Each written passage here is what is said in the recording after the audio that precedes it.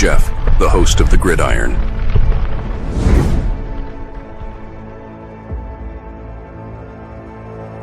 Fourth and goal to go with the 2. 34 seconds left to go in the ball game.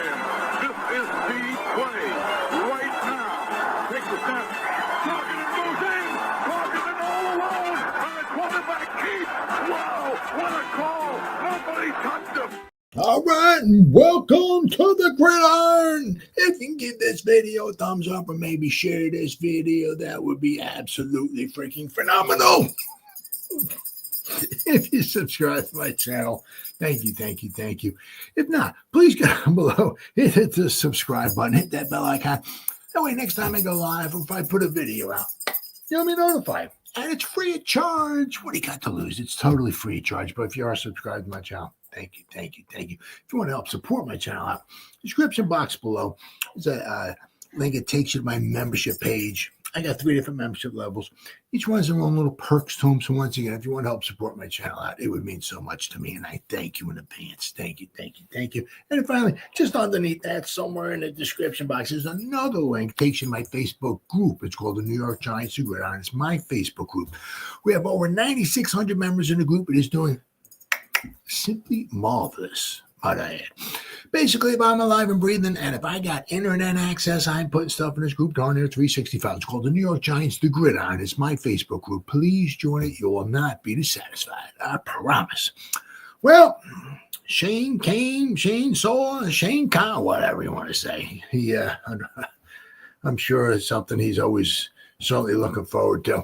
Now, the thing is that, that this one here is, there's always them storylines, you know what I mean? Obviously, the guy never gets any, peace and quiet or whatever. But hey, comes with the job, right? Comes with the job. But of course, they're trying to figure out. They're asking the questions about the quarterback. Is this and that? And Shane's trying to deflect the quarterback questions and all of this stuff and everything. But I think he did a pretty good job. I think the Giants are in a really good shape. Obviously, they need a quarterback. We all know that, right? A quarterback of the future. We got a quarterback this year. We got a couple quarterbacks this year, right? We don't need a quarterback this year. So, we're going to talk about the number 3 pick. Obviously a little more depth and detail, but they don't necessarily need a quarterback. I've seen some stuff. You see all kinds of stuff. But with possibly Jalen Milroe. Gaining some traction, maybe second round. Of course, the question is, right? Who's gonna go where? That is like Dart and Milroe, whatever. They're gonna make it to the second round. Who's gonna make it to the Steelers? Who's gonna make it past the Steelers? Right? So anybody gonna jump back into the first round in front of the Steelers? How far is Shedeur Sanders gonna fall if he does get past the Giants? We will have to wait and see. Because they talk about, of course, the Saints, right, haven't taken a quarterback in the first round of an NFL draft since Archie Manning in 1971. So we're going back 54 years, whatever it is. I haven't taken a quarterback in the first round. So, will this be the year if Shedeur Sanders falls to him? We'll have to wait and see. Adam Schefter. Hi, I'm Adam Shefty. I'm Shefty. Seems to feel like Shedeur might do a little bit of falling now. Once again, seeing him talking. Will he fall all the way to the Steelers? Will he get to the Saints? Will he pass the Saints? Somebody jump in front of the Saints? Somebody jump in front of the Steelers? Who knows? There's always those wild cards. Of course, that's what you love about it. Why watch it? If you knew where everybody was going to go, right? So there's always, like last year, oh my goodness, all the quarterbacks. How many were going to go in the first round? I didn't realize like 39 of them were going to go in the first. Where's McCarthy going to go? McCarthy seemed like the greatest thing since sliced bread. He was skyrocketing up the draft boards and everything. So it's always exciting. Always exciting, right? Next season is going to be should be a little more exciting because obviously there's supposed to be, anyway, a better quarterback class coming out. So, that'll be very, very interesting. So we'll have to wait and see what the Giants obviously wind up doing with pick number 3. But we're going to talk a little bit about that more in depth and detail throughout the course of the evening here. But you can all shame, poor guy. Well, once again, you're the GM, and you got to talk to the media, right? It is what it is. But I just sure is one of his least favorite parts of the whole job. So we got some takeaways here from the general manager Joe Schoen's pre-draft press conference. Of course, then after they draft, they're going to have the after draft press conference and all that stuff. But anyway, Joe Schoen addressed the media. Just 8 days. So we're only 1 week away, guys. Oh, my. It's amazing how fast time flies by. It's crazy. General manager was asked about the latest developments in the evaluation process of the Giants hold 8 picks. Now, we got, I can't remember that because I am a moron. The 3, 34, 65, 99, 105. I think it's 154 in the 5th round. And then we don't have a 6th rounder. We got 2 7th round picks. I can't remember. Yeah, so basically we got like 6, right, of the top about 150 picks. So basically, if you want to look at, right, a little mathematics here going on, basically around 1 out of every 25 players the Giants have a pick. Okay, so if once again, if Shane can do it, so basically we got 6 in the first 5 rounds. Now, let's not forget what he did, last season with only 5 picks in the first 5 rounds, right? He did rather well. So, I mean, if he can do just about as well as he did this season as he did last season, it'd be a great draft. Great draft. Let's see. So the Giants hold 8 picks, including the 3rd overall selection, and 5 in the top 105. I mean, Giants can really... Once again, we're gonna, especially toward the end here, we're gonna be talking about like the Giants' first round picks over like the last 10 years, and we've swung and we've had some connections, and we've swung and we've had some misses. I mean, I'm gonna basically over the last 10 years. We're gonna go back to the Eric Flower era. Ooh, right. I mean, it was just unbelievable how back-to-back drafts, the Giants' 2nd round pick was so much far better than the 1st round. So it's just mind-boggling. Absolutely mind-boggling. Let's see. Meanwhile, the returning players are set to report off-season workout program on Monday. Woo! Man, love it, baby. Love it. In other words, it's a busy time in East Rutherford. You know what, guys? That's freaking awesome. I love it. I love it because, how this is like, without sounding too weird, right? It's spring, right? So it's almost spring. Well, it's not spring. Yeah, spring. Yeah. Right? It's almost like spring for a new football season, right? Guys are starting to come back, right? So it's good. Love it, love it, love it, love it. So Shane started his pre-draft press conference thanking his staff. We put these kids through quite a process when they come through the building, and there's a lot of people involved that are critical in their decision-making. Oh, my goodness, absolutely, yes. Giants are in a pretty good spot 8 days away from the draft. There's still some work to do and some loose ends we're going to tie up, meeting with coaches, Zooms. We can still do Zooms with prospects. We're not there yet, but we're getting close. Feel good about where we are. How important is it to take a quarterback at some point in the draft? Shane said it's not mandatory.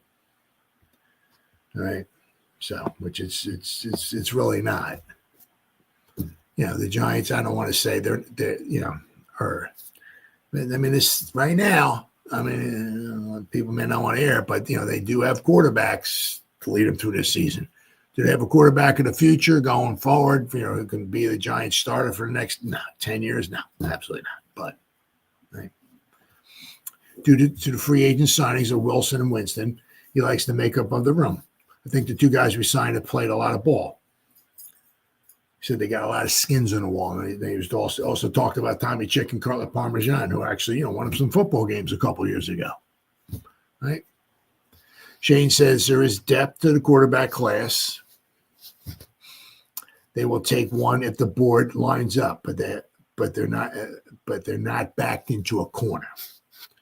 There's good players for various reasons, different ages, different playtime experiences. There's quarterbacks in this draft that will go on and play and be starters in the league. Giants haven't made a decision on Kayvon and Evan Neal. We're going to talk about Evan Neal a little bit more.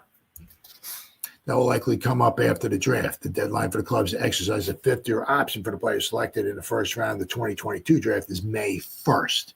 So basically, kind of like right after, it's going to be very, very, very interesting. Okay. Because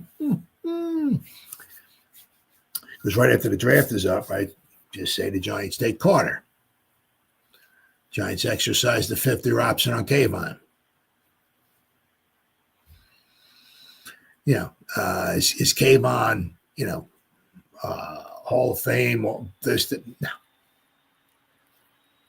Yeah, it's going to be very interesting to see what they wind up doing. I mean, is he a good player? Sure. It's going to be interesting to see what the Giants want. I mean, because, now you figure, obviously, if they take Carter, just saying, I think it's about $8 million a season, right, for the next 4. Then if he's that good, if he's all that in a bag of Doritos, right, they'll pick up his fifth-year option. I don't know what that's going to be in 5 years or whatever it would be, So, I mean, of course, that's going to be probably at least $20 million or so. So, I mean, I'm not sure, what they're going to want to do with Kayvon. It's going to be very, very interesting. They want to keep everything together and let Kayvon, or they want to let Kayvon go and just have Burns and Carter. I mean, that's cool. Once again, you can never have too many edge rushers. So, you have a bunch of edge rushers right now, and you'd be letting one of them go. So, be interesting to see. I mean, if the Giants do pick up Kayvon's fifth-year option, obviously it's not going to be, an exorbitant amount of money, but just for 1 year. So, it'd be interesting to see where they want to go with that. Let's see. Giants will have a medical meeting about Carter at the NFL scouting combine. Testing revealed a stress reaction in his foot. We'll have some more information. We've been in contact. He was here on Friday. It's pretty well reported. He feels good. He's working out. He's running. Didn't even know he had it. Supposed to go away without surgery. So Travis Hunter is a unique individual. They kept asking him all kinds of questions about Hunter. Like, would you put him on offense, put him on defense? Would you let him play both? Blah, blah, blah, blah, blah. And also, of course, Shane was also bringing up, we got 3 pretty good wide receivers. We got 3 pretty good cornerbacks, but he would say he'd probably let him go both, but both ways. But once again, not even sure if he's even going to be there for the Giants at number 3. But apparently, Travis, he wants to play both. Says the Giants like their wide receiving group in their secondary. Said he would not be afraid to play Travis Hunter on both sides. He said, I wouldn't doubt the kid. On what leadership means at the quarterback position, Shane said it's the ability to motivate and get people to follow you. You're the face of the franchise. Giants will be open to all options in terms of trading up and down from number 3. He said, we have received some calls. So Shane said, we like our options. We like who will be there. Shane said there are a lot of respectful debates in the draft room if they love 2 players at different positions. This week and next are about figuring out the discrepancies. They're going to run out the shot clock leading up to next Thursday night. On holding late private workouts. Yeah, he said they were talking about usually it's kind of odd to have a private workout this late before, this soon, just before the draft starts. Usually that maybe the private have held a little bit earlier. But he said this is like the earliest, I think, that the 24th is the earliest that a Thursday the draft could be in the month of April. I guess next year will be the 25th and the 26th, or if there's a leap year, it'll jump up a couple of days. But this is like the earliest they can, you know what I mean? So he said it was just like a calendar kind of thing. Because I think Jordan Renan, the guy's annoying to me, asked if why you holding a private workout this late just before the draft. And Shane also brought up one thing too. He said, now they had the private workouts after the pro days, because he said one time, I can't remember what it was. He said he was in Miami. That Bill Parcells, it wasn't the head coach, but Bill Parcells was there. And Shane was there. And one time they had a private workout. I can't remember who it was for, but it might have been one of the quarterbacks for a team. And I was throwing the ball, or he had a private workout. It was a tight end for this team. And they were holding a private workout. I said, once I can't remember if it was the quarterback and he was throwing it to a tight end, one of his tight ends, or if they was holding a private workout for a tight end. But anyway, they had to, this was before the guys, I think it said it was before the guy's pro day. They were holding a individual, right, for him. And, individual workout for him. And he wound up breaking his wrist or his hand or something like that in their individual, their private workout. And he was supposed to, whatever, the following week or the following day, whatever it was, supposed to have his pro day. Well, he broke his hand or wrist or something like that. And that's so basically the Dolphins wound up screwing over a bunch of, that could happen to anybody, right? But they were the team that wound up breaking the guy's wrist or hand, whatever it was, right, and holding the private workout, and wound up screwing up the guy's pro day, so he couldn't have his pro day. So that's why they one of the reasons why he mentioned about that they have their private workouts after the pro day. That way, when there's a pro day, all the teams can be there, right, checking them out, and then afterwards, if they have private workouts. But say if he has a private workout the next day, right, and he is supposed to have 4 or 5 other private workouts. Well, say the very next day after his pro day, he has a private workout, he breaks something, and he can't go to the other private workout. Well, at least when he had his pro day, all the teams should be there checking out his pro day. So they'll have some information on him, But now that was, Shane says you don't want to be that one team where you want to break in some guy's wrist or his leg or something in a private workout. Or, a guy pulling a hamstring or something like that, right? If you have a guy, whatever, wide receiver or something like that, right? All right.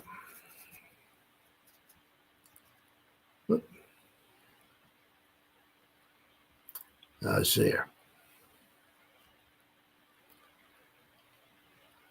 What do you get out of the private workouts, especially with the quarterbacks? Shane said, we have a process in place that we've had.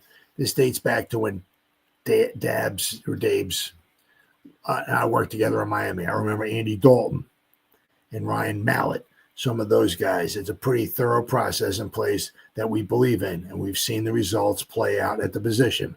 Not going to get into specifics of that, but it's been tested. It's true, and a lot of times it's panned out whether we liked or didn't like a prospect and how they projected to the next level.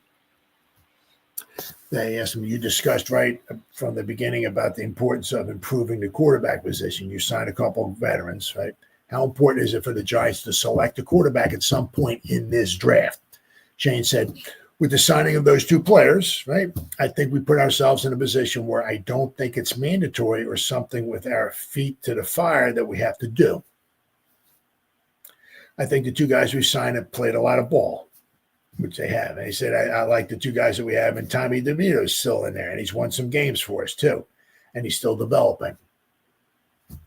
We're happy with the makeup of the room right now. Let's see. When you go into the draft, obviously you're going into the 4th draft that you've had. How much do you have your current depth chart, your current roster, but also project 2-3 years down the road? Now, this is another thing too, right? Shane said, we're always looking at that, like projecting down the road, like as far as drafting guys or when contracts are due and stuff like that. And this was something Shane brought up, which is, He said, we're always looking at, that's a good question. Here's where we are salary cap wise in 2026. Here's our players that are going to be UFAs. If there's a guy there in the second round that is maybe a backup year one, but maybe we don't have to pay somebody $20 million, they're looking at it that way as well, too. So you're always looking to possibly replace guys, right? A really good player, eventual starter where you're salary cap wise, whose contracts are coming up. You're always looking into the future. Hey, there's an eventual successor to player X. If we can get a deal done or can't extend them, you're always looking at that for sure. And I said, I was talking about the other day with our secondary now. Geez, 3 years from now, they're all up at the same time. I mean, if you look, you figure maybe Banks might be up, right? Newman might be up. Phillips might be up. They just signed Holland, right? I think a 3-year deal. They got Adebo for a 3-year deal. So they got like all these guys possibly after 3 years are going to be all up at the same time. And then he said and Dex is going to be up at the same time too. The thing is with Sexy is that, I mean, I'm sure you hopefully we can keep him and hopefully he retires as a Giant. But the thing is with Dex, but, after a few more years, he's going to start, coming back down to earth a little bit. But said you were projecting down the road, the rookie class last year, except for the first round of 3 years from now, there's a lot of core guys now that their contracts are up at the same time. You try to prevent that when you're doing some deals here and there. We're always conscious of that, the financial aspect of it and how we're going to replace these players, So, I mean, that's something. I mean, you look at it, it's like, wow, we got a lot of money to spend a few years from now, which is great. But then, you got to start looking at some of these guys' contracts that are up. Some of these guys, right? Contracts are going to be all up at the same time. He brought up the secondary. I mean, you start thinking about that. It's like, because it's like we got Newman. We got him for 3 more years. We got Phillips for 3 more years. We got, I have to wait and see what's going on with Banks. Right. This will be his 3rd season. And his 4th season, we possibly pick up the 5th-year option. I don't know, which would make him 3 more years. So I'm saying, I think we signed Holland for a 3-year deal. We got Newman for 3 more years. Possibly Banks for 3 more years. We got Phillips for 3 more years, and we got Adebo for 3 more years. So the whole freaking secondary in 3 years is going to be boom, all up at the same time. So, so possibility of the Giants are going to maybe somewhere along the line look maybe to replace somebody or whatever. We'll have to wait and see. But right now, just try to enjoy the next 3 years. The young group, real young group, nice young secondary. I mean, the whole defense is young. Well, you figure, and if we can put Carter in there too, as young as he is, man, we'll have a real nice secondary. I'd still like to get a good defensive tackle too. Put somebody next to Sexy. That would be fantastic. But if we can get Carter, that'd be nice. But okay, now, of course, it seems like, of course, not to everybody. You look, Colin Coward or whatever his name is. He put a mock draft out. We're gonna talk about mock drafts in a little bit here, but he was kind of talking about he thinks the Giants are taking Shedeur. We'll have to wait and see. But it just seems like there's kind of like, as of right now, there's an overwhelming favorite for number 3. I mean, because if you figure Cam Ward is going number 1, right, to the Titans, I don't blame them. Do you think? They need a quarterback. I mean, they've needed a quarterback. They've needed a good quarterback for quite some time. I mean, I'm not sure how phenomenal I thought Ryan Tannehill was a few years back and this, that, and the other thing. But, they need a quarterback, right? So if they get themselves Cam Ward with the arm he has, he'll certainly give him at least a couple good years, a couple exciting years and all of that. And if they can develop them, they got themselves a quarterback for quite some time. So be good for them. I can't blame them.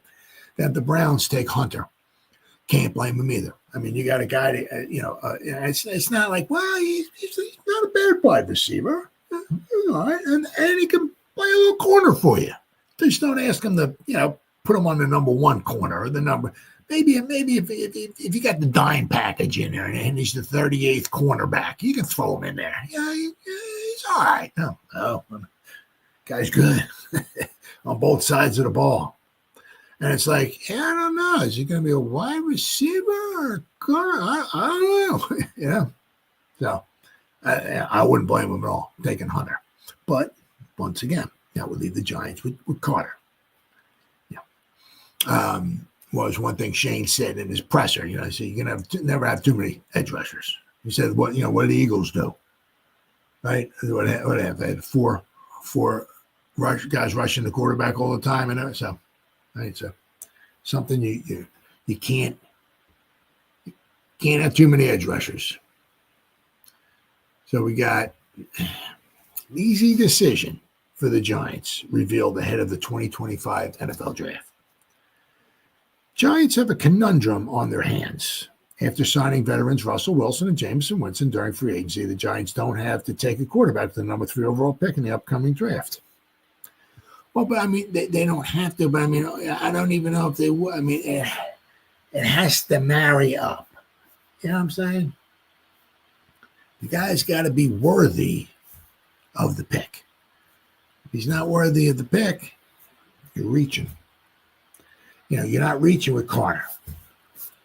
Carter's a home run. Right? Malik was a home run. Carter's a home run. Right? You want as many home runs on your team as possible. Right? Now, you can take a gamble on Sanders, but no. I mean, I'm saying if they thought he was all that and lock, stock, and barrel going to take the Giants to the promised land for the next 10 years or whatever like that, they'd be drafting him. It's not that hard. But if they're not taking him, there's a chance there might be some reservations on him, right? But with Carter, it's like here you go. He's served on a platter to you.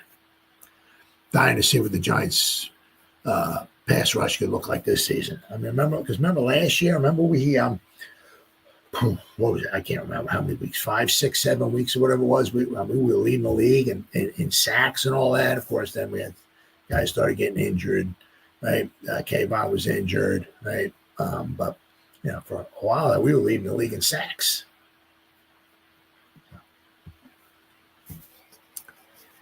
Let's see. So it isn't difficult to envision General Manager Joe Schoen and the Giants at least entertain the idea of drafting Colorado quarterback Shedeur Sanders. The NFL scouts advice to the Giants at number 3 in the NFL draft. At least one rival scout believes that there could be a different and perhaps even more palatable scenario that plays out for the Giants if the Tennessee Titans select Cam Ward number 1 overall and the Browns take the Colorado Unicorn, Travis Hunter. Easy decision. An anonymous NFL scout told ESPN's Matt Miller of what the Giants should do. Penn State edge rusher Abdul Carter, the consensus top prospect in this year's class, is on the board at number 3. Sure, the scout adds. In a perfect world, we'd wish this would align a little bit better with a more immediate and need on the roster, but we'll take the blue chip talent and rest easier for it. Absolutely. The only other real consideration would be a trade down if the right opportunity presented itself at draft night, given how many pieces away the team is. I mean, so we'll have to wait and see. It takes 2 to tango, right? Giants just go, we'll just trade on back and bet some, it takes 2 to, somebody has to want to come up, and they'll have to want to come up, but what they're going to give the Giants in return has to be what the Giants going to want to give it the okay. I mean, it's just not, they're going to give us, we're going to move back 10 spots. We're going to get their first round pick and a 5th round pick 3 years from that. I mean, everything's got to match up. All right. Carter is a disruptive force multiplier and one of the most consistently dominant players in the entire class. During his first season playing the position in 2024, Carter produced 12 sacks and an incredible 24 tackles for loss. So it isn't difficult to imagine the duo of Brian Burns and Carter swarming towards opposing quarterbacks and running backs in the backfield beginning of September. Yeah. So, I mean, as I said before, if you take Sanders, it's, I mean, basically their jobs are on the line. If they take, taking him number 1 overall, number 3 overall, the first round selection, right? The jobs are on the line, right? The thing is that with Carter, pretty much whatever, 95% that you got him, just wind the dude up, plop him on the field. We'll see you at the end of the year, brother. Go get him, Tiger. And hey, maybe trying to get yourself to become an all-pro or something. See how many sacks you can get. Right? That's just what it is. Right? With Shador, yeah, you might be a little bit of a gamble. Everything's got to match up just right. Now, of course, obviously, everybody wants us to get the quarterback. But once again, it's got to line up. Everything's got to line up perfectly. Now, as I said, the Giants wind up with Carter. They got themselves a pretty much a home run. Now, possibly, maybe more ways than one or whatever. He might be more of a disruptive force than Kayvon, than we've come to see with Kayvon. Now, maybe then, as we're going to be talking a little bit here, very shortly, about picking up fifth-year options, right? Maybe the Giants don't have to pick up Kayvon's fifth-year option. Maybe say, well, we got Carter, we got Burns, and we got Sexy Dexy, right? And we can maybe try to work out some type of a deal with Kayvon, or we just let him go. Don't know. But, I mean, that might wind up saving the Giants some money. We should figure if, as I said, with Carter, I think pick number 3 is around $8 million this season. I think pick 1 is around $10 million. Pick 2 is around $9 million. Pick 3 is around $8 million. So it will cost the Giants $8 million for the next 4 seasons, and they pick up his fifth-year option. I mean, if he's that good, I'm sure they probably will. At whatever that would be, 15, 20 million in 4 or 5 years from now. But, if they're going to pick up Kayvon's fifth-year option, the next season, it's going to cost them some money, and then they're going to re-sign. And I'm saying, so it might, unfortunately, they might be letting Kayvon go. We'll have to wait and see. But the Giants have basically, after the draft is over, 24, 25, 26. So it's only 30 days in April. So 27, 28, 29, 30. So after the draft's over, they got like 4 days or so, to talk about picking up the fifth-year option on Kayvon. And I'm going to be talking about Evan Neal here in a little bit. So that's going to be very, very interesting. I said the Giants could upgrade at the edge rusher position and maybe save themselves some money going forward. We'll have to wait and see. The thing which would really be a kick in the cojones, right, is that, you had pick 5, and of course it was their first draft. Okay. But, square smack dab kick right in the cojones. If you're picking pick 5 and pick 7,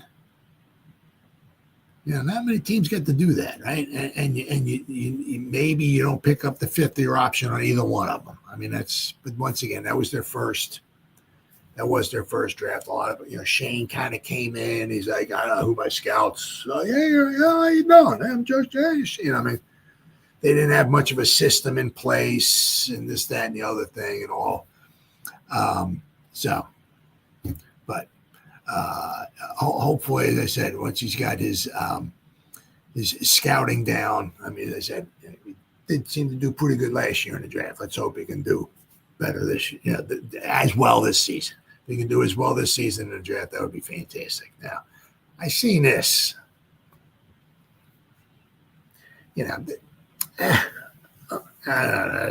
Well, apparently there's other teams too interested in Eagles tight end Dallas Goedert now. I mean, we're talking a few maybe years ago. Well, maybe, but I seen this article. There was a couple different articles talking about the Giants. Because, the Giants, Dulcich and Manhurts and Bellinger. It's like I'm not dancing around singing Kumbaya. I'm not feeling all warm and fuzzy about the tight end situation. I mean, I'm kind of, hey, let's hope Theo Johnson takes off, right? Let's hope he can stay healthy, right?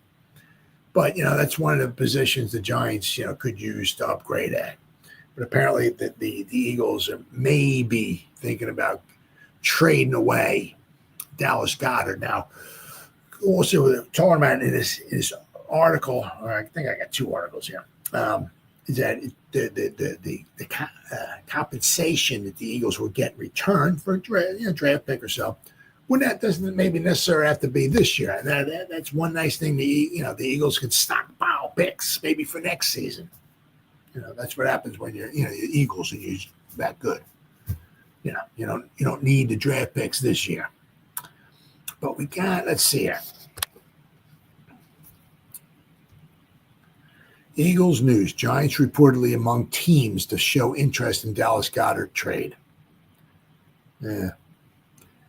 See, the thing is also is that you figure, maybe the Giants learned from Darren Waller. Maybe, right? About trading for a often injured tight end. Where are we at here? Dallas Goedert remains a name to watch on the trade market as the draft approaches. Interested teams believe Philadelphia would be open to future picks if they don't receive 2025 draft capital. Goddard is in the final year of his deal and could be looking, it's going to pop up to a new, looking for a new contract as well. Well, yeah, absolutely. I don't blame him. Let's see here. Thoughts on the Eagles tight end Dallas Goedert's trade value. They're using the Darren Waller trade as a benchmark. That's a reasonable ask. However, teams around the league mostly aren't as dumb as the Giants. Can't argue with that, right? My guess, compensation will land somewhere around the same ballpark as the Cardinals' 2021 trade for Zach Ertz. He was also 30 at the time, by the way, which was a fifth-round pick and a throw-in player. I guess they throw in cornerback Tay Gowan. Will the Eagles draft Dallas Goedert's replacement next week? Well, that's possible. But let's see. Got another article here. Eagles reportedly could be open to future NFL draft picks in Dallas Goedert trade talk. The Eagles have had a relatively quiet offseason following the Super Bowl victory, at least compared to the massive moves they made a year ago. A splash could be coming at the NFL draft, however. According to Jordan Schultz of Fox Sports, Dallas Goedert remains a name to watch on the trade market as the draft approaches. Interested teams believe Philadelphia would be open to future picks if they don't receive a 2025 pick. The buzz surrounding the possibility of a Goedert trade has been circulating for some time now. Now, we got here. There are league sources who believe the Eagles are holding out hope for at least a fourth-round pick for Dallas Goedert in a potential trade. Even if said pick was from a later years, like 26 or possibly 27. Wow. However, a lower pick and more of a salary adjustment is needed for some teams. There would certainly be some pros and cons to moving on from Goedert. The pros are that he's a 30-year-old tight end with a history of injuries entering the final year of his deal. And the Giants, we just went through this with Darren Waller. He only played one season for us, and he cost us the third. He only played 12 games, and he cost us the third-round selection.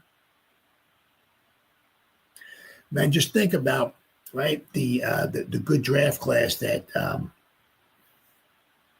right? I mean, we got Phillips in the third round last year. Imagine we had another third-round pick last season, but we gave that up, right, for Waller, right?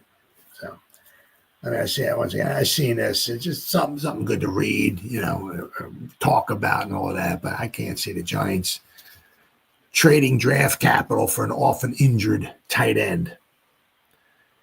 See, he's missed 15 games in the past 3 seasons, which is oddly enough, if you want to average that out, 15 games past 3 seasons, 5 games a season. How many games did Darren Waller miss for us? 5 games, right? Then Waller retired. To become this will come full circle in a little bit here, I promise. Become a rap, right? So we're going to be talking a little bit more about somebody who just retired to become a rapper in a little bit. Hint, hint. Let's see. And obviously missing his time, which is a concern as he enters the later years of his career. And also another thing too is that one thing the Eagles have had, they must have 4-leaf clovers shoved up their bungholes because they're one of the luckiest teams in football. Good for them. But as far as injuries, I don't know why. Maybe because they play totally on grass. I don't know.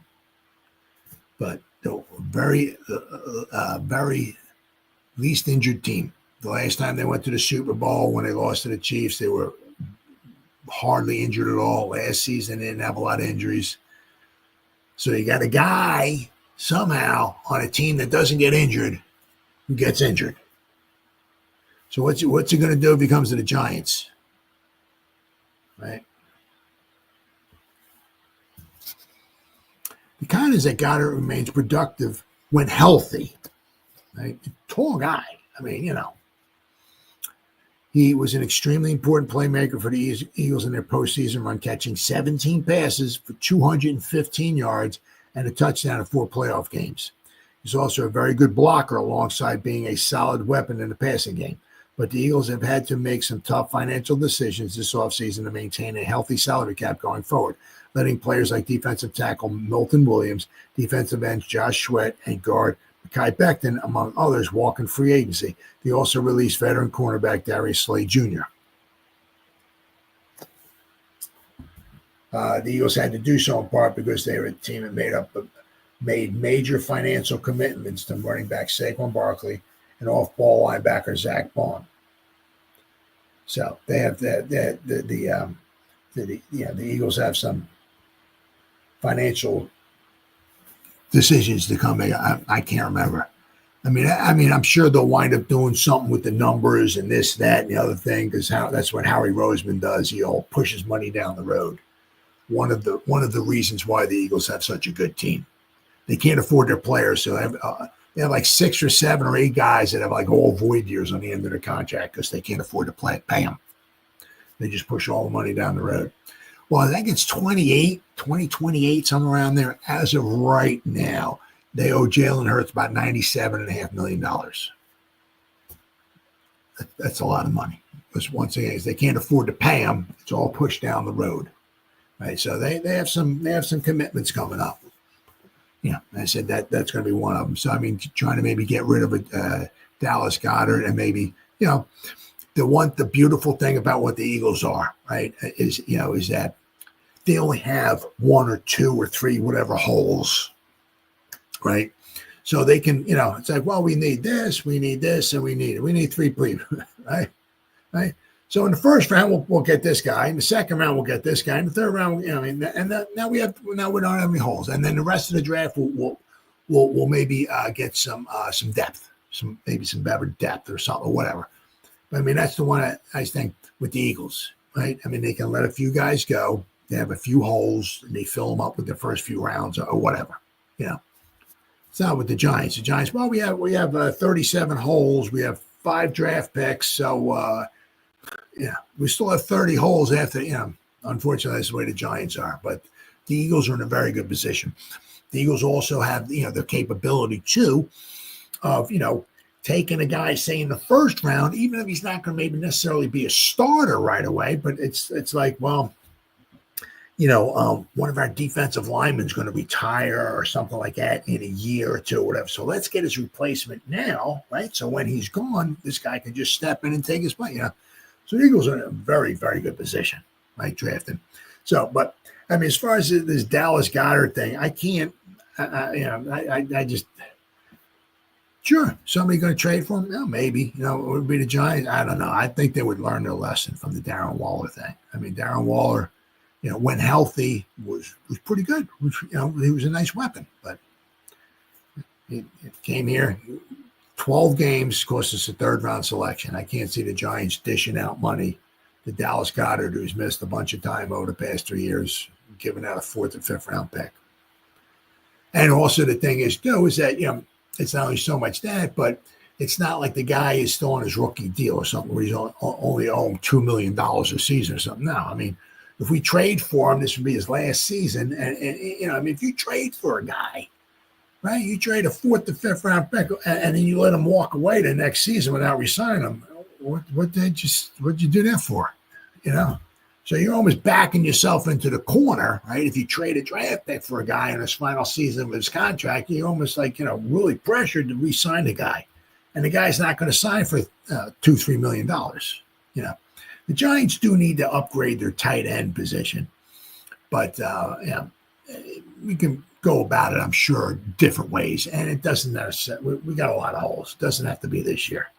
But I would certainly like to see, the Giants, as I said, because right now they're with Dulcich, and I'm sure we might have a couple other guys maybe on the practice squad or something, but Dulcich, Manhurts, and Bellinger, I'm not feeling all warm and fuzzy. A few years ago with Bellinger, I'm like, this guy might be all right, okay, but I don't know. I mean, he was Bellinger bicep a couple years ago. I mean, he had his cutoff shirt on, his bicep, like an 87-inch bicep. I'm like, damn, look at this guy. He's going to be picking guys up and just throwing them out of the way. Nope. Don't know what's going on there. So, tight ends are definitely a position the Giants need to upgrade. That's for sure. But it doesn't have to be this year. But we were talking about Evan Neal and Kayvon, but more importantly, Giants delayed decision on a former first-round pick. That was one of the things that I think Shane was talking about at the press conference and all that was haven't made a decision on him. Now, I mean, they were talking about Evan Neal, right? I think he said, of course, he's delaying or trying to sidestep the question as best as he could, or however you want to talk about it. But we haven't made a decision on Evan Neal. Evan Neal's trying to probably want to do the best for the team that he can and all that. So we're still not exactly sure if they're going to put him in the guard or not or whatever. But I can't. I'd have a hard time believing they're going to pick up his fifth-year option. I mean. Giants today delayed decision on former Alabama All-American. I would say once again, we're going to be talking about the Giants' first-round selection. Once again, I said at the end. Boy, I tell you what, just pick number 7, and wow. As I said, the only thing you can say, right, is that that was Shane's first seed drafting, right? Banks, he drafted Banks, of course, in the first round. That wasn't. We're not seeing that's not maybe exactly a home run either, but we know Malik Neighbors is, right? And if they do wind up drafting Carter, seems like Carter is pretty much a slam dunk too. But Giants general manager Joe Schoen is trying to decide what to do with the number 3 overall pick in the NFL's team and the NFL's team other 7 selections in next week's NFL draft. Right, we got a first. Right, we got a second. We got first, second, 2 thirds. Right, we got the fourth. We got a fifth, and we have 2 sevens. No 6th-round pick. Right, but Schoen has other personnel decisions to make, too, including whether to exercise the Giants' option on the contract of offensive tackle Evan Neal for the 2026 season. The deadline to pick up the option is May 1st. We haven't decided, Shane said on Wednesday. We'll probably wait till after the draft on that. So, I said once the draft's over, they got like 4 or 5 days and they got to make a decision. But if you start thinking about it, it's like, oof. After earning all consensus All-American recognition as Alabama's left tackle in 2021, Neal joined the Giants as the 7th selection in the 2022 NFL Draft. Like all first-round picks, Neal signed a 4-year contract with a team option for a 5th season. Of his original $24.551 million guaranteed, Neal still has a $1.1 million base salary and a $2.953 roster bonus due to the third day of training camp coming in 2025. New York uses its option. The Giants will guarantee Neal, $16.685 million payday for the 2026 season, 16 months before that campaign starts. Almost $17 million to guarantee him if they pick up his 5th-year option. But where does Neal fit with New York for 2025? Shane was asked again on Wednesday if the Giants plan to move Neal from right tackle to guard, a position he played as a Crimson Tide freshman. And, he didn't do too bad. But once again, he was a freshman when he did that. Let's see here. Do I have this up here? No, darn.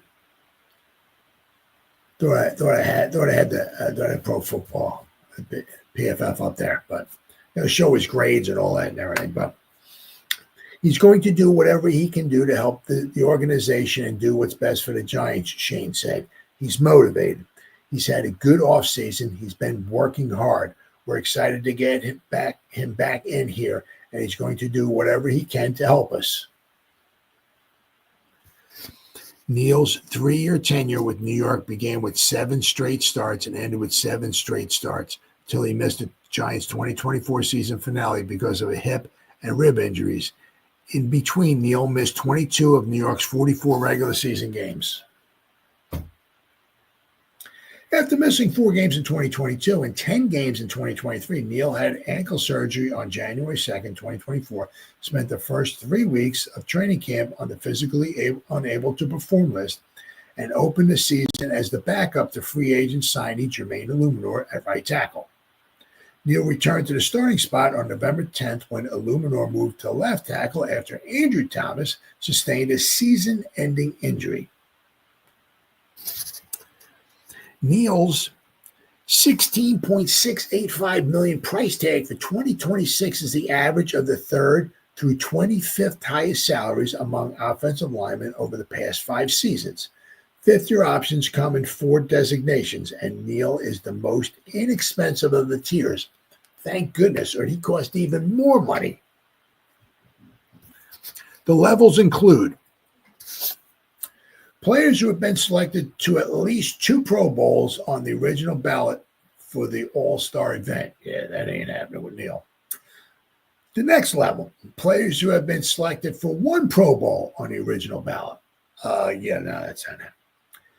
Level 3, players who have not been Pro Bowls but have played at least 75% of the offensive or defensive snaps in 2 seasons or 50% of the overall snaps in 3 seasons. No, that's not them either. Level 4, players who have not reached the Pro Bowl or playing time standards. Ta-da! Neal barely missed landing in the next tier, 50% of the overall snaps in 3 seasons, which would have pushed his 2026 price tag to $17.5. So basically would have jumped up about $1 million from about $16.5 to $17.5. Neal played 1,656 of the Giants' 3,364 offensive snaps over the past 3 seasons. So just under 50% of the snaps, or it would cost the Giants an extra $1 million. He came up 26 short of playing half of New York's offensive snaps. Wow. Honestly, I'd have a real hard time seeing the Giants. Because the thing is, it's not like, oh, what would you say? What would you say? Well, after the season's over with, then we'll think about maybe picking up the fifth. No, you got to now, May 1st, right? So you don't even know what he's going to be like. I mean, we do know he was a good run blocker last season. He led the Giants, especially the zone run blocking schemes. He graded out at a 90 overall. Run blocking, period, between zone and gap blocking scheme, right? He graded out an 80. Fantastic. The problem is his pass protection on the outside is still horrible. Can they move him inside, right? And get him to be some type of a guy? Well, they haven't even tried that yet. Well, so how do they know they're going to want to dish out $16.5 million? I mean, he could be horrible inside too. And they just paid $16.5 million. So, I mean, that's the one thing, just like a kick right square in the cojones. It's like, what do we do? You got to pick him up. I mean, you know what you got at a tackle position. If you run in the ball, you might, okay, all right, but we don't run the ball. We pass a lot. It's a passing league. So you know what you got to pass. I mean, so it's going to be very interesting to see. So a little over a week, about 10 days, right? 19th? Yeah, about 10, 11 days. We'll see what they're going to do with Kayvon, right? And what they're doing with Evan Neal. I think they already have their mind set up on Evan Neal, but they're just not talking about it. Might be possible. They're waiting to see if they get Carter to see what they're going to do with Kayvon's fifth-year option, right? I think, to me, keeping Kayvon on a fifth-year option, right, would certainly save him a bunch of money. So we'll have to wait and see. They might pick up Kayvon's and not pick up Evan Neal. I mean, I can't see how you could possibly pick up Evan Neal's fifth-year option and you don't even know where you're going to play him at. I mean, if he's a good guard, okay, is he worth $16.5 million? Sure, absolutely. He's a Sequoia trade, tall, 6'7", 340. I mean, big, strong, good run blocker. But can he pass protect as a guard? Well, I mean, once again, they got to make a decision now on him, and they don't know what he can do. And if they're going to put him in a guard, they won't know that until obviously the season starts. What is it? 5 months from now? So, tricky situation. But speaking, when I was talking about Darren Waller retiring to become a rap artist, right? Or, picking up his music career, the young Joker retires. He hands in his jock strap for the last time. He's stepping aside. He's has other interests. Thank God. Right. Although I do owe the man a debt of gratitude because now it doesn't guarantee or nothing like that, right? That the Chiefs would have won, but I mean that punt return he had in the Super Bowl set up a touchdown. I mean that was a huge play. I think it's still the longest punt return in Super Bowl history. I think it is something like that. But I mean that punt, so. Much as I made fun of him, and Lord knows he deserves it, I do owe the man a debt of gratitude because that was a huge punt return, huge, set up a touchdown, which helped the Chiefs win. I mean, because now if not for that, the Eagles would have 3 Super Bowls, and they would be tied with the Commanders who have 3, and they'd be 1 behind us, right? So I'm saying, so even if the Eagles win this year's Super Bowl, right, they'd still be behind us. So I do owe the man a debt of gratitude, but I'll tell you what, boy, that doesn't mean the guys are horrible. Certainly, I mean, it's just, sometimes it's not who you know, it's who you hang around with or whatever. It just seems like the guy never took it very seriously. Well, it's a shame because you could see, I mean, the guy had moves. It's just the guy could never stay healthy with us. Yeah, really, never could stay healthy with us. But I mean, I don't with Gettleman. I don't know. I don't know if he was like because the Eagles jumped in front of us to take Devontae Smith, so we traded back to get the Bears came up to get Justin Fields. We went back to number 20. Gettleman's like, "Oh yeah, I'll show you. You jumped in front of us to take a wide receiver. Well, I'll show you. We're taking a wide receiver anyway. So there, right?" But I mean, this is one of those possible cases where did they really do all their due diligence on this guy? I mean, I don't know. I mean, were there any red flags about maybe his character or anything like that? I mean, he didn't last very long with the Giants.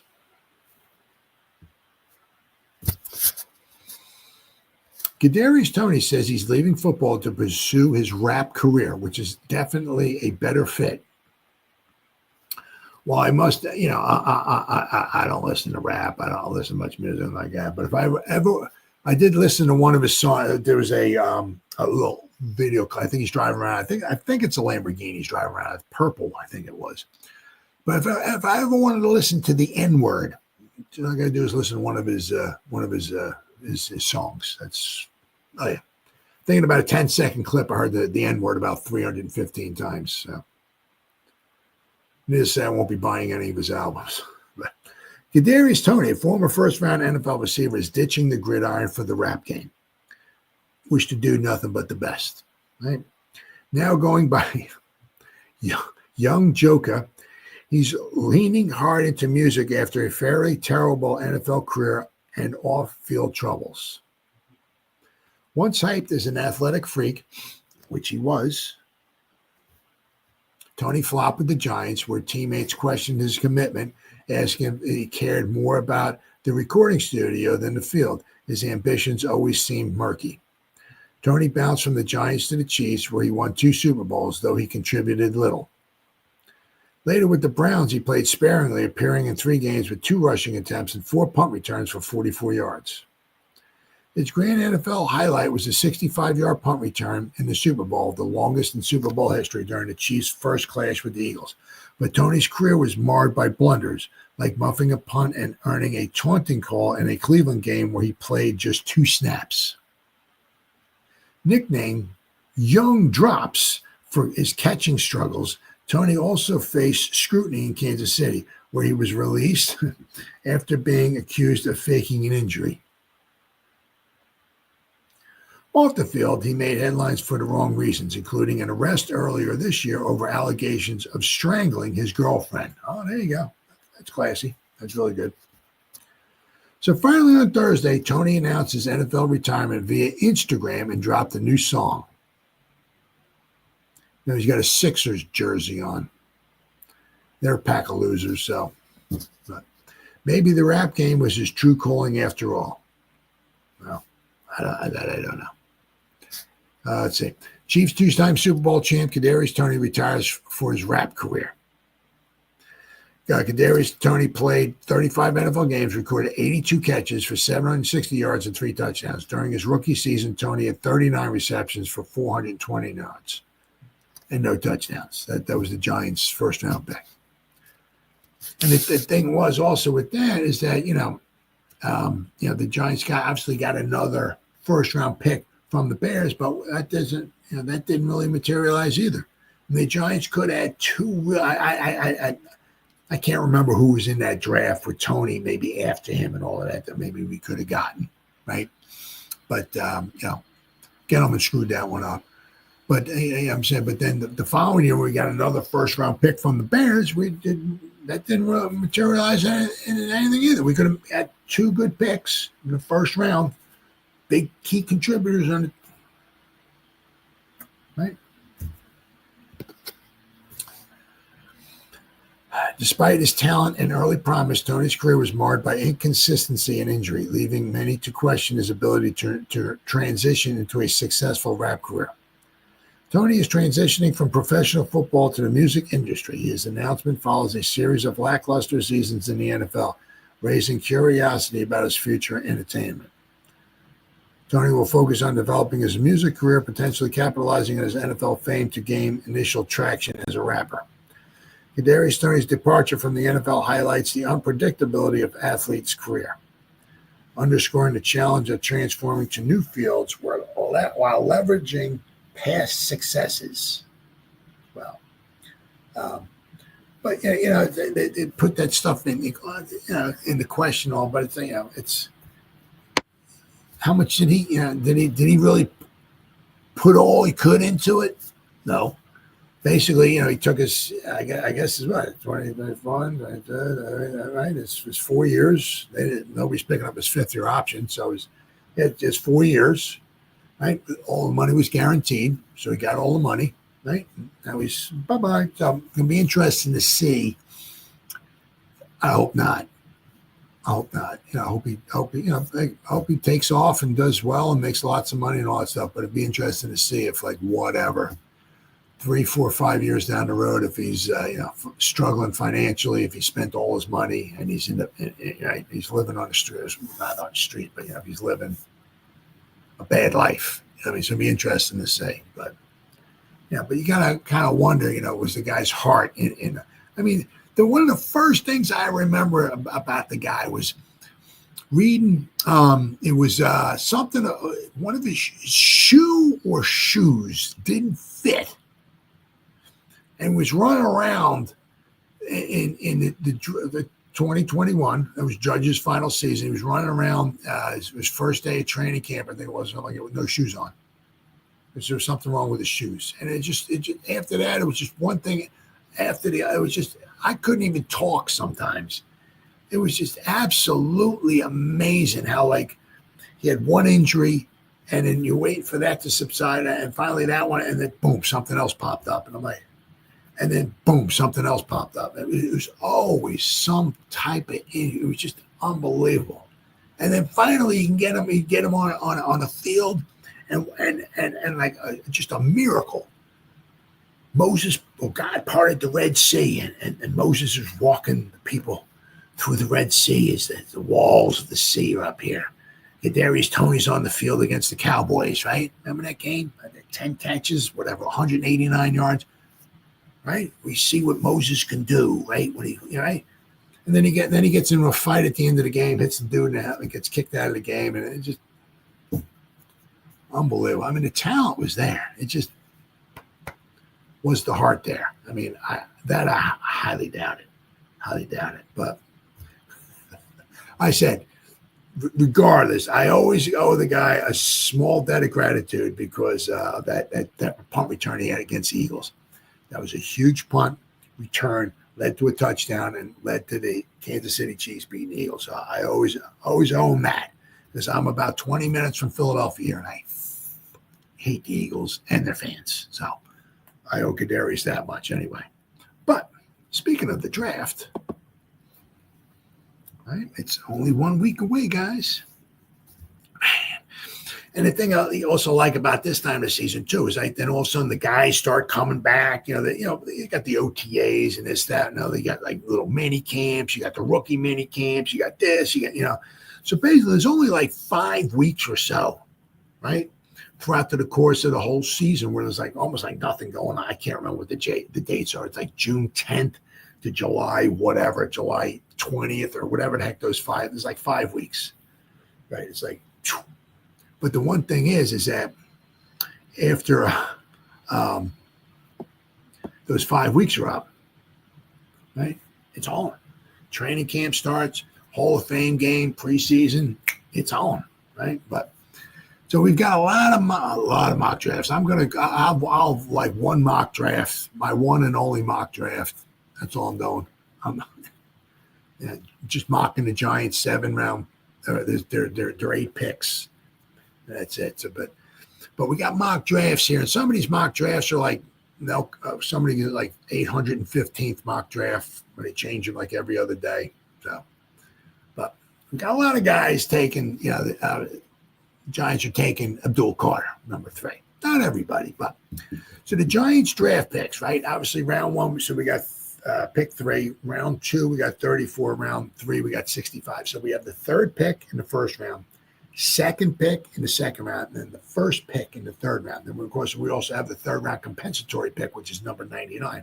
Then we have the early 4th round pick, 105. So we got 5 picks in the top 105.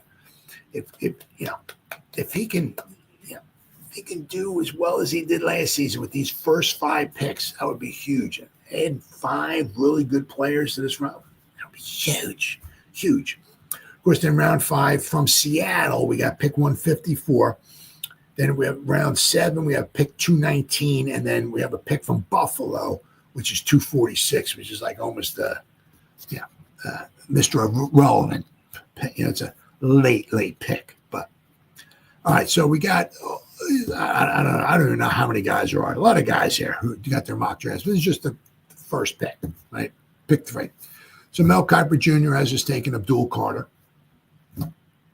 Daniel Jeremiah has just taken Shedeur Sanders. Ew. Charles Davis has just taken Abdul Carter. Dane Brugler has just taken Abdul Carter. Eric Oldham has just of NFL.com has just taken Travis Hunter. Doesn't say why. Doesn't say. I guess he's got the Browns taking Abdul Carter at number 2. So I'll leave this with Travis Hunter. I mean, I'll tell you what. Once again, they got to be 100% lock, stock, and barreled, all in on Shedeur Sanders. It's like, yep, this is the guy. I mean, guy's accurate, but doesn't always mean success. But if we wind up with Hunter or Carter, bring them on, baby, right? Bring them on. I'll be happy as heck with that. Field Yates of ESPN has taken Shedeur Sanders. Bucky Brooks has taken Travis Hunter. So obviously, I guess some people, are just so sold on Shedeur Sanders. The mock draft experts have us taking Shedeur Sanders at number 3. Other ones, I guess, have the Browns taken Carter, I guess, to put him opposite of could you imagine that with Garrett on one side and Carter on the other? Wow. Whew. Whew. I mean, Garrett's just freaking unbelievable. I mean, he gave Andrew Thomas a hard time last year. If you look at, I can't remember what the PFF grade was for Andrew Thomas's passing blocking grade, but I'll tell you what, Andrew Thomas against Garrett last year, Andrew Thomas's pass blocking grade was horrible, really bad. But Garrett's just a freak of nature. But I'm saying, could you imagine Garrett on one side and Carter on the other? Whew, wow. Let's see who else we got here. Let's say Bucky Brooks has taken Travis Hunter. Matt Miller of ESPN has taken Shedeur Sanders. Jordan Reed of ESPN has taken Cam Ward. Ward is the top quarterback of the class. His combination of physicality. Let's see. Does it pop open is? What his draft is? Nope. No, because I have to have, round 1. Can I click? No, I can't. I have to have a subscription to ESPN, which I don't. So I can't see. Can't see what his so I don't know how Jordan Reed has just taken Cam Ward. Obviously the Titans passed on Cam, but anyway. There's another guy from Pro Football Focus has just taken Abdul Carter. Rhett Lewis of the NFL Network has just taken Abdul Carter. Any more? Yeah. Pete Prisco of CBS Sports has just taken Abdul Carter. Tony Pauline has just taken Abdul Carter. Cynthia Froyland, whatever, has just taken Cam Ward. Once again, I'm not sure. Now, does it pop hers up here? Is this going to be ESPN too? ESPN. Wow. Okay. Well, she has the Titans taking Travis Hunter, then the Browns are taking Abdul Carter. Interesting. So then the Giants are left with Cam Ward. It's fine with me. Let's see. Danny Kelly of The Ringer has just taken Travis Hunter. Lance Zierlein has just taken Travis Hunter. Mason Cameron, Travis Hunter.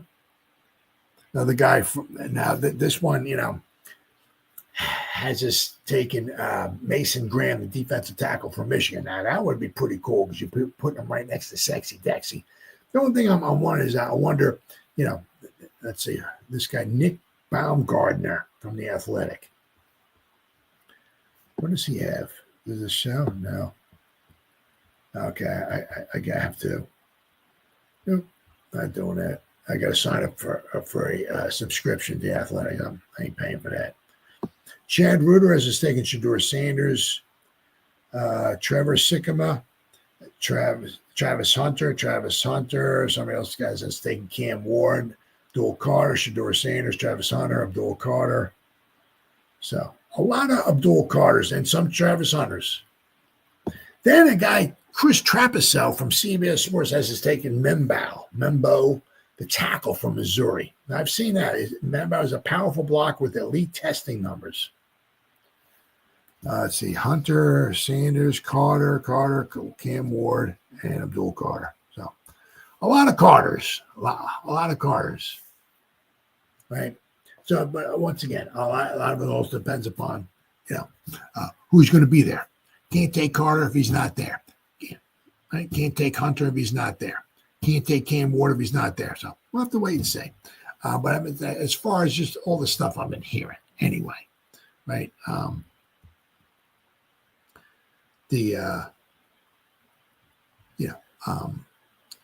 Seems like the overwhelming anyway is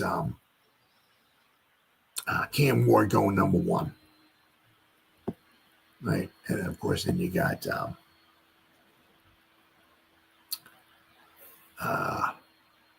what do you got?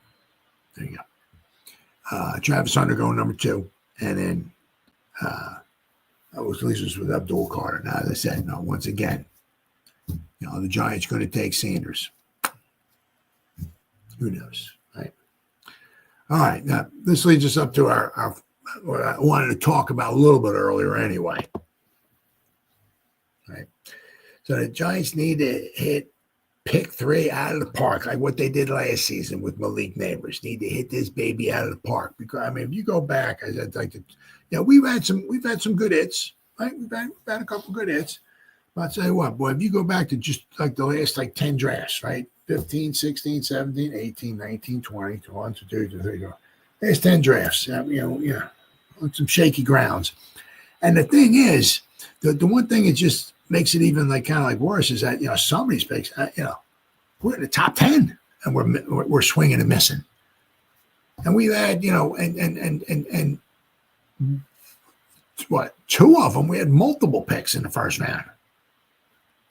Right? The Daniel Jones, we had 3 picks. 2 of them were, Daniel Jones, but not pick 6. DeAndre Baker, oh my God, right? And of course, then we had pick 5 and pick 7, and we're still not even sure we're going to be picking up the 5th-year options on either one. But if you go back, obviously, right, of course, to 2015, right? So, that's why it's so important to hit on your draft picks, right? We took pick number 9, Eric Flowers, right? So, hold on, let's see here. All right, so in the past 10 drafts, we've had 1, 2, 3, 4, 5, 6, 7, 8. We have had 8 picks in the top 10. 8. That's almost 8. And if you include this, right? If you include this year's draft, so in the past 11 drafts, we've had 9 picks in the top 10. 9. That's almost the whole side of a football field, right? So it's almost the entire offense or the entire defense. 9 in the top 10, including number 10. Because I'm including Eli Apple, but man, what we did with some of those picks, wow. Holy cow. And even the one with Saquon Barkley, right? That was a fantastic player, right? Did we draft a bum? Absolutely not. Absolutely not. But was he the right pick? We could have traded back with the Colts, right? The Colts, with the Jets. The Jets traded up to 3 with the Colts. The Colts moved back from 3 to 6. Colts moved back from 3 to 6 and picked up an additional 3 second-round picks. Gettleman didn't want to do that. We could have traded with the Jets. Jets could have maybe jumped up. Apparently, I was hearing reports that the phone was ringing and Gettleman was just like looking at it. Ring, ring, ring. Yeah. 3 additional second-round picks. Wow. But said, if you look, right? I mean, in 2015, we took Eric Flowers. I mean, now he wound up being a decent when they finally moved him into guard. Right? It was either Miami or I don't know if there was the WFTs, the WTFs, the Commanders, the Washington Redskins, whatever they were called when he was there in Washington. But it was either Miami or Washington moved him into guard. He wasn't bad. Wasn't too bad. Wasn't a tackle. Wasn't worth the number 9 overall pick in the draft. Oh, my God. No. Right? I mean, and it's the thing is now you're setting yourself back because after we took, we're gonna go over this one and we're gonna go over the next one, which is 2 perfect examples, right? Why it's so important to hit on your draft picks. You pick Eric Flowers with number 9, right? And you think you got your tackle for the next 10 years or so, whatever. No, we found out he was a bust, and we're still looking for tackles. And I know it's not easy. It's not a perfect thing. I get that. But then we drafted Evan Neal, and we're still we drafted like 3 tackles in the first round. Right? We should have an overload of tackles. No, we only got 1, and unfortunately he keeps getting hurt. Right? So, which leads me to my next, right? The next draft in 2016. And the thing is kind of a kicker right in the cojones, right, is the 2015 and 2016 drafts. The second-round picks were far superior to the first-round picks. Took Landon Collins in the second round in 2015. Far superior to Eric Flowers. 2016, we took Shep. Right? Sterling Shepard, second round. Far superior to Eli, big mouth apple in the first round. Right? But once again, brings me to my point with the cornerbacks. We keep looking for cornerback. Why do we keep looking? We keep drafting corner. What are we doing here? Right? Right? I mean, we drafted Eli Apple, we did DeAndre Baker, now we got Tay Banks. It's like we don't even know if Banks is even going to make it. I mean, we shouldn't even be looking for cornerbacks. Well, Baker, right? Baker should be what is 6th season, 7th season, something like that. He should still be serviceable, right? Maybe a second round, maybe be the second cornerback. And we took Tay Banks at number 25. He should be our first, right? So we shouldn't be looking for. Why are we going out and picking up a Debo? We don't need him. We drafted good cornerbacks. We don't need. What are we doing? Nope. Yeah, that's why it's so important to hit on these picks. So important. I mean, a quarterback, right? And we're still looking for, right? Daniel Jones, and we're still looking for quarterbacks. But so that was in 2017.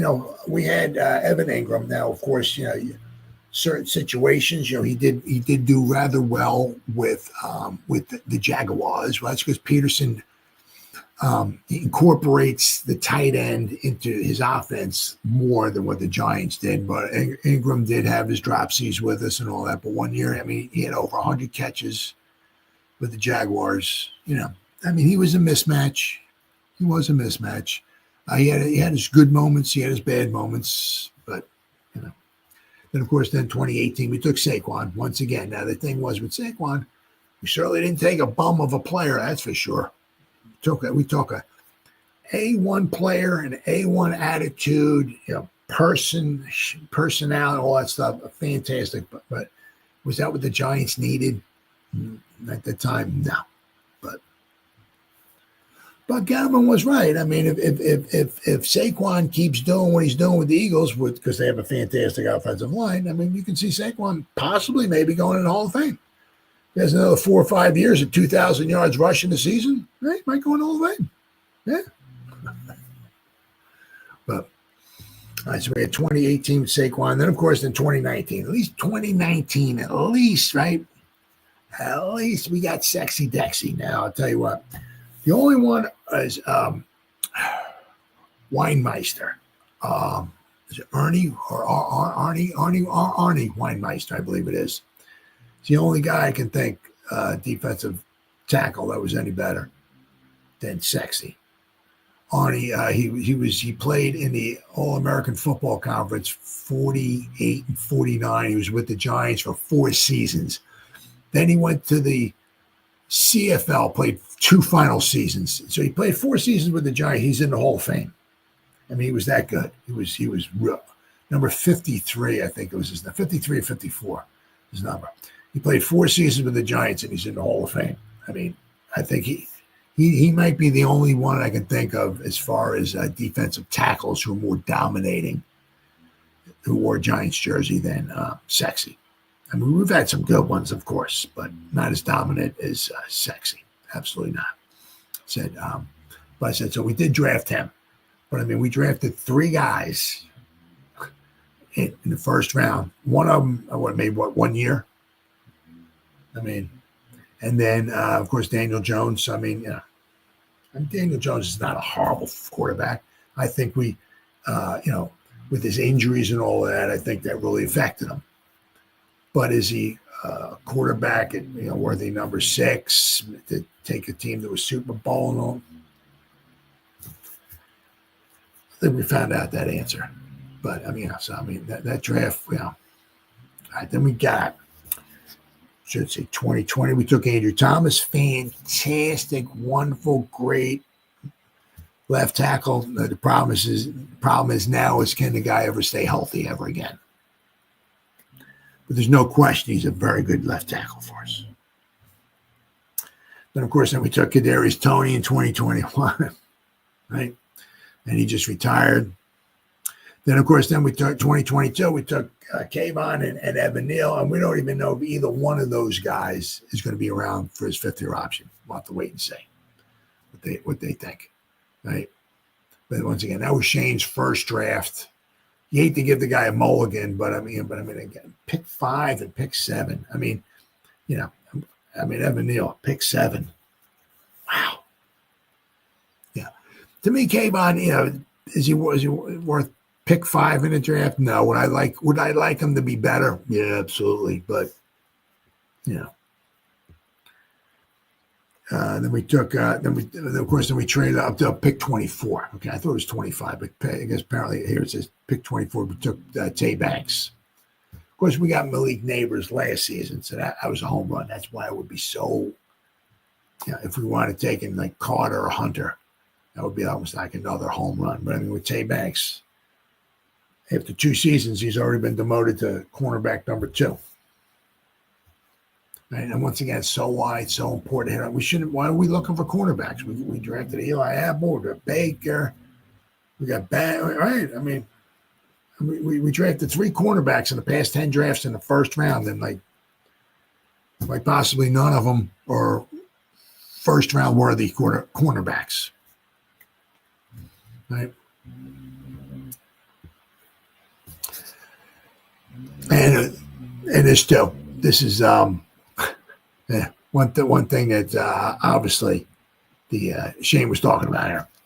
Joe Schoen on Abdul Carter. That's why if we want Carter falls to us, says you cannot have enough pass rushers. We will find out who the Giants take with the 3rd overall pick in the draft in a week. And the betting markets have a strong conviction about which way they're going to go.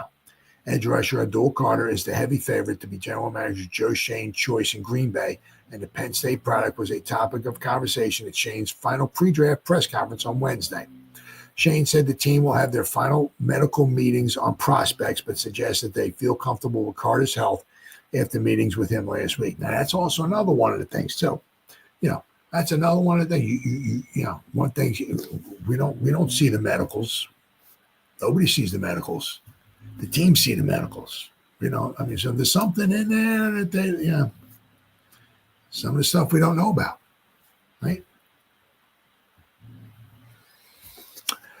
Let's see. Shane also made it clear that he does not think that there's any issues with taking a player in an area of relative strength for the team. Shane invoked the name of one of the Giants' rivals when asked about adding to Burns, Kayvon, and Dexter on the front defensive front. Everybody watches Super Bowl, right? I didn't. I'm not going to. Never will. If the Eagles are in it, never will watch the Super Bowl. So, but Philly rushed with how many? He said 4 the whole game. That's one way to do it, Shane said, via transcript from the team. If you think about any of these players that may or may not be in the mix as a unique player like him that played off the ball for 2 years, his first 2 years, he was like an off-ball linebacker. So he only played defensive end for 1 season. 12 sacks, he had like 24 tackles for loss. It's a lot of tackles for loss. He only played one season off the edge and had a really good season. You've got Kayvon and you've got Burns. You've got Dex inside. Gives you a lot of options. He's a versatile player. He's young. He's just 21 years old. Holy. Guy with that amount of talent is only 21. Wow. And an exciting player to watch. Yeah, you can't have enough edge rushers or pass rushers. No, you can't. A surefire quarterback prospect might make more people happy, but the Giants have 9 wins over the last 2 seasons, so it's hard to make a compelling argument against adding talent anywhere on the football field. So the one thing is that, you can look at it however you want, right? You got to have a quarterback. Yeah, absolutely, sure. But you also need a team. Yeah, you got to look at chicken or the egg. It doesn't, you know what I mean? You can build a team. And then when the time is right, the quarterback shows up and you plop him and you got a team. And especially if you draft a quarterback, you got him cheap for 5 years and you're plopping him on a team. The one thing would be is that if you get the quarterback, right, but you don't have a team, now you're going to waste a year or 2 trying to get a team around him. So by the time you got a team around him, you've already wasted 1 or 2 years of his first-year contract eligibility is gone. So you might only have like 2 or 3 years left to get the most out of him. The thing is also is like, when if you got a team and you plop them, you draft them and you plop them and you got a nice team around, he's still young. Right, so he's going to make some mistakes and all that and everything. So, I mean, there's 2 ways of looking at it. You can just say, just get the quarterback and then build a team around him, right? But I said, if you got yourself a nice team, right, and then you get your quarterback, you might almost be off and running, right? As I said, then you'd have the quarterback for 5 seasons on the cheap, and you'd have a team built around him. So, I don't see anything wrong, so much with taking passing on Shador and taking Carter. I said it doesn't matter what I think or anybody thinks. What does Shane and Dable think? Because basically their job is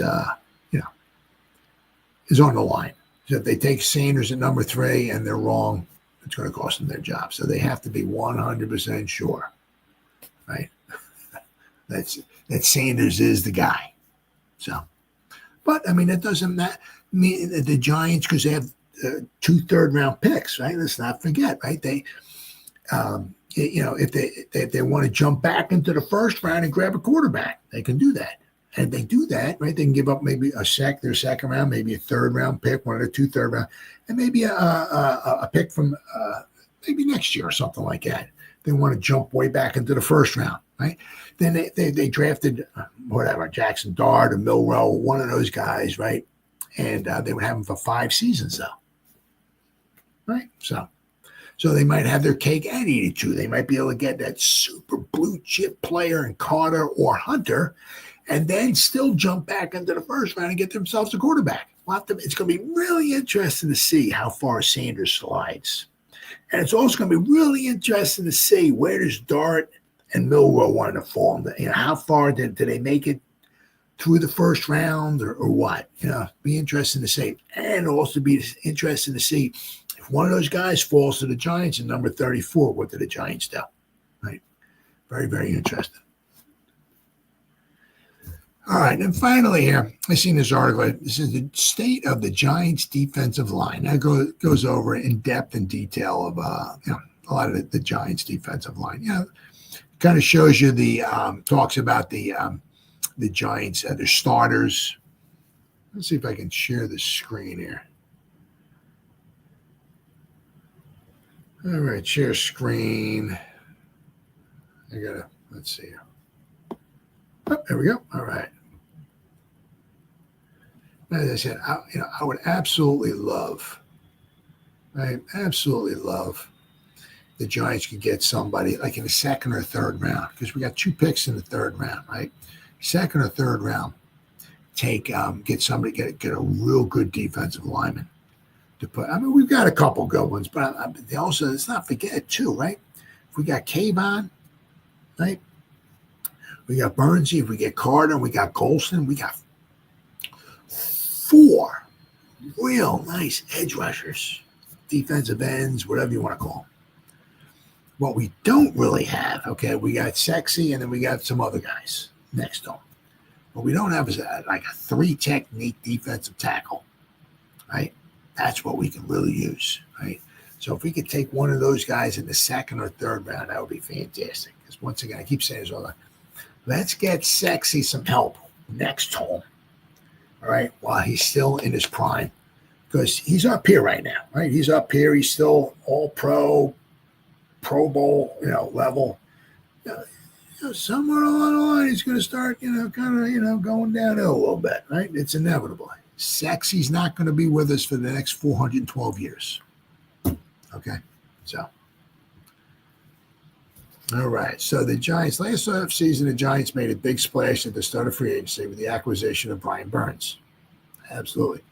Burns was added to the defensive front that already consisted of Dexter Lawrence and Kayvon. For a good part of the season, the unit not only led the NFL in sacks, but were on pace to break the single-season sack record. Injuries derailed that chase as both Lawrence and Thibodeau missed good chunks of the season, but the Giants' 45 sacks still finished tied for 8th most in the league. Now, they had like 30-something, like halfway through the season. And then, of course, Sexy got injured. Kayvon missed some time. And we know how everything went. But so Shane added, you can't have enough pass rushes. While the unit got after the quarterback, the rush defense struggled and finished 27th in yards and 24th in yards per attempt allowed. That's why, it's nice to be able to rush the quarterback, but the team can just run up and down the field on you. That's really embarrassing. Giants already added some players in free agency to shore up the front 7, and there may be even more moves to come. So I'm hoping. There's a good defensive tackle class, too.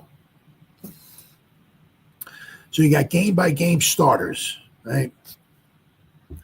So you got, Elijah Chapman, Nacho, Sexy, right? Then you got Nacho and Sexy, Nacho and Sexy, Nacho and Sexy, Nacho and Sexy.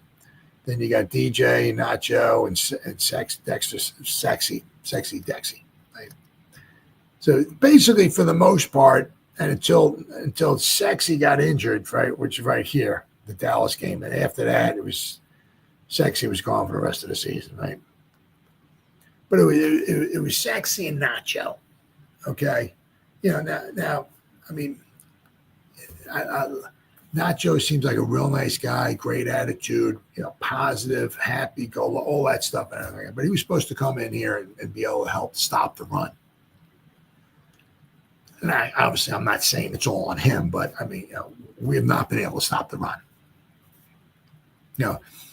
Nacho was supposed to come in and never give us like 9 sacks or something like that. If you got a couple sacks out of him, that was a plus. But he was supposed to really come in here and help stop the run, and that has not happened.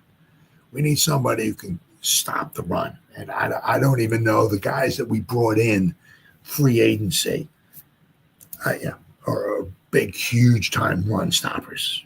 Right? I'd love to see us draft somebody. Right? And then I said, then toward the end here, you look against Baltimore, we had Jordan Riley. These are the starters. Chapman and Elijah Garcia. Holy cow. Atlanta, we had Jordan Riley and Nacho. And against the Colts, we had Nacho, Elijah Garcia, and Jordan Riley. last game of the season with Nacho, Garcia, and Riley. I mean, these are not, Chapman, I love him, right? But once again, he I don't know if he'll ever be your main starter, right? But you look here, right? Our outside linebackers, we had Burnsie and Kayvon. Then, of course, Kayvon got injured, missed some time, and of course we had Burnsie and Ojulari. But of course, Ojulari's no longer with us. Then Kayvon came back, and it was basically Kayvon and Burnsie the rest of the season. All right, so we had 2 edge rushers. Right? But as I said, we added Golston, so don't forget about him. And I said, if we can get Carter, boy, we'd have 4 nice edge rushers, boy, or defensive ends who can rush the passer. Now, let's not get excited here also saying, and we got, 4 great, whatever.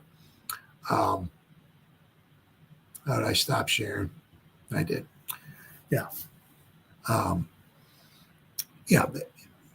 We could certainly use maybe help, also in the run game. I mean, it's just not the defensive tackles and nose tackles, the defensive line. It's just not their, issues. Sometimes, it's, the guy's not holding the edge, right? Guys running around. It's like, who's setting the edge? Why are people running around? So it's just not so much the defensive tackles, right? But we have been getting gashed at times, up the middle. Now, some of those also is because, we're not consuming enough blocks, right? Guys can get to the second level, maybe take out Micah McFadden or take out a Karake, leave big holes. So, but if we can get ourselves, there are supposed to be some good defensive tackles once again in this class. If we can take a defensive tackle, right, be the pick 3, 34, 65, get a good guy who can consume some blocks and all that. That would be huge. So obviously, if they're consuming blocks, maybe they're not going to be on the stat sheet where they're making a lot of tackles if they got 2 guys trying to block them. Okay? But that allows the guys behind them to roam free and run in and make the tackles.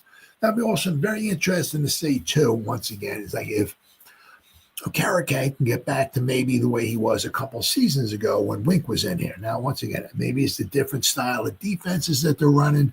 How Karake was not quite, did not quite factor into as many tackles as he did 2 seasons ago when Wink was here. How much was his back bothering him? We don't know. It's going to be something interesting to keep an eye on, too. Hopefully he comes back and hopefully he's fine and all that stuff and everything. But be interesting to see. I mean, McFadden was in there on a bunch of tackles, but Karake certainly took a little bit of a step back as far as his tackle production was, right, with Bowen. So once again, it might be just the different systems that they're running. But the Giants, they brought in a bunch of guys, right? We have some guys who can rush the quarterback, some edge rushers. And I said, what I would love to say the Giants do. I said, if we can get Carter, that'd be fantastic. Absolutely fantastic. I would really, really love to see the Giants add like a defensive tackle in there, and give Sexy some help. I said, we brought in a bunch of guys. We brought in a bunch of guys on the offensive line, a bunch of guys on the defensive line. But I said, other than Golston,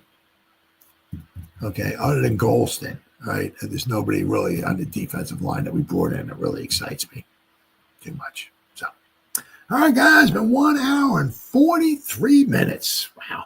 Whoever spent any time listening to me live, thank you. If anybody's going to spend any time watching a replay of this, once again, thank you so much from the bottom of my heart. It means the world to me. As always, you guys stay safe out there and go Giants! Woo! Oh, yeah.